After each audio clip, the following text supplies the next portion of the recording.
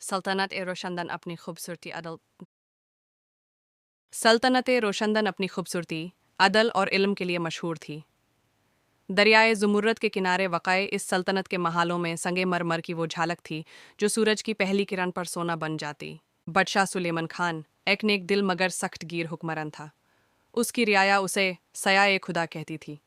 महल के बुलंद स्टूनों के दरमियान इल्म और हिकमत की बातें होती थीं, मगर उन दीवारों के पीछे एक ऐसी सजिश जानम ले रही थी जिसने पूरी सल्तनत की नींव हिला दी। महल के अंदर मखमली परदून के पीछे एक चेहरा ऐसा था जो मुस्कुराहट के पर्दे में जहर छुपाए हुए था, वजीर आज़म ज़फ़रान बेग। वो बरसों से सल्तनत के उमूर में मुदखलत करता आया था, मगर अब उसके दिल में ताज का लालच पलने लगा था। बादशाह सुलेमान का एक ही बेटा था, शहजादा आर्यन। इल्म, तलवार और इंसाफ तीनों का अमीन, मगर वो दरबारी सियासत से बेज़र था। अक्सर महल से निकाल कर अवाम के दरमियान जाता, उनकी बातें सुनता और उनके ज़ख़ामों पर मरहम रखता। एक दिन वो कसरे बहार के बाग में किताब पढ़ रहा था कि महल की मुहाफ़िज़ा लैला बिन्त फ़रीद उसके पास आई।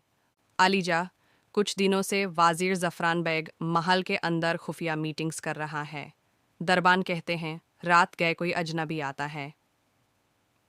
आर्यन ने किताब बेंड की। तुम कहना चाहती हो कि सजिश तैयार हो रही है? लैला ने नज़रें झुका दी। मैं सिर्फ ये कहती हूँ कि महल की खामोशी अब खतरनाक लगने लगी है। उसी रात चांद बडालों में छुपा हुआ था। महल की छत पर एक सया खामोशी से चल रहा था। शहजादा आर्यन ने अपने खादम यूसुफ के साथ वाजिर के कमरे का रुख किया। दरवाजे के पीछे से धीमी आवाज़ें आ रही थीं। अब वक्त आ गया है, ज़फ़रान कह रहा था। बादशाह बीमार है, चंद दिनों में दुनिया से रुखसत हो जाएगा। हम मिलन करेंगे कि ताज संभलने के काबिल सिर्फ मैं हूँ। फौज का आधा हिस्सा पहले ही मेरे साथ है। आर्यन के हाथ गुस्से से कांप गए। यूसुफ ने कहा, अलीजा, अगर हमने अभी कुछ ना किया तो सल्तनत हाथ से निकल जाएगी। आर्यन ने सर हिलाया। अब वक्त आ गया है कि सच को रोशनी में लाया जाए। चंद दिन बाद बादशाह सुलेमान खान शदीद बीमार पड़ गया। दरबारी अतिबा ने हर तदबीर आजमाई, मगर जहर अपना काम कर चुका था।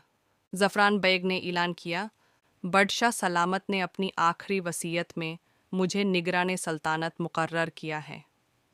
दरबारी खामोश हो गए। शहजादा आर्यन ने एहतिजाज किया, मगर ज़फ़रान ने शाही मुहाफ़िज़ों को इशारा किया, शहजादे को नज़र बंद कर दो ताकि सल्तनत में फितना न फैले। लैला ने खुफिया रास्ते से शहजादे को आज़ाद कराया। वो दोनों रात के अंधेरे में महल से निकले और शुमाली किला की तरफ रवाना हुए। शुमाली किला बर्फ़ से ढकी पहाड़ियों पर वाक़ था। यही जगह थी जहां आर्यन ने बचपन में तलवार चलाना सीखा था। यहाँ के कमानदार फ़हादुद्दीन उसके वालिद के वफ़ादार थे। शहज़ादे, हमें खबर मिली कि महल में बगावत हो गई है। हम आपके इशारे के मुंतज़िर हैं। आर्यन ने तलवार उठाई। अब हम सल्तनत को ज़फ़रान के ज़हर से पाक करेंगे। महल में ज़फ़रान बेग ताज पर बैठ चुका था। उसने खुद को सरदार सल्तनत कहना शुरू कर दिया, मगर उसे एक खौफ खाए जा रहा था। बादशाह की लाश अभी तक मकबरे में नहीं रखी गई थी, क्योंकि अतिब्बा ने जहर के असर ढूंढ लिए थे। अगर ये राज खुल गया तो उसका ताज छिन जाएगा।